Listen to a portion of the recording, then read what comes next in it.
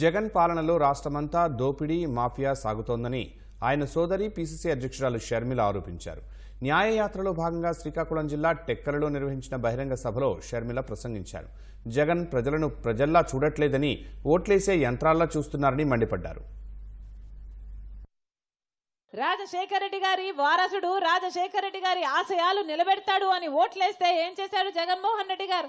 అసలు జగన్మోహన్ రెడ్డి గారికి రాజశేఖర రెడ్డి గారికి పోలిక ఉందా?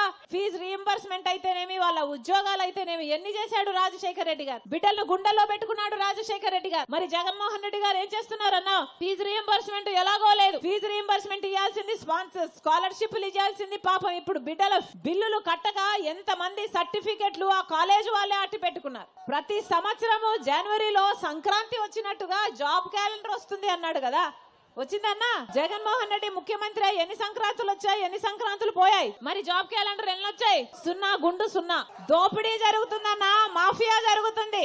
ఒక పక్క లిక్కర్ మాఫియా, ఇంకో పక్క ల్యాండ్ మాఫియా, ఒక పక్క శాండ్ మాఫియా.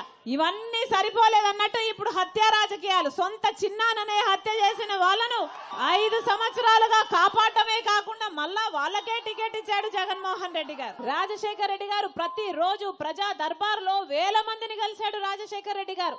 ఏ అవసరాలున్నా వాళ్ళకి అక్కడికక్కడే తీర్చేశాడు రాజశేఖర రెడ్డి గారు. ఇక్కడ కనీసం జగన్మోహన్ రెడ్డి గారికి మంత్రులకి, ఎమ్మెల్యేలకి అపాయింట్మెంట్ లేకపోయింది. ఇంకా ప్రజలకు అపాయింట్మెంట్, ప్రజా దర్బార్లు ఎక్కడున్నాయన్నా? 5 సంవత్సరాలు ఉన్నాయా? ఎప్పుడు ప్రజల గురించి ఆలోచన చేయలేదు. ఇప్పుడు సిద్ధమని ఇప్పుడు బయలుదేరారు. 5 సంవత్సరాలు అయ్యాక ఎలక్షన్లు వచ్చాయి కాబట్టి ప్రజలను ప్రజలుగా చూడటం లేదన్నా, ఓట్లేసే యంత్రాలుగా చూస్తున్నారు.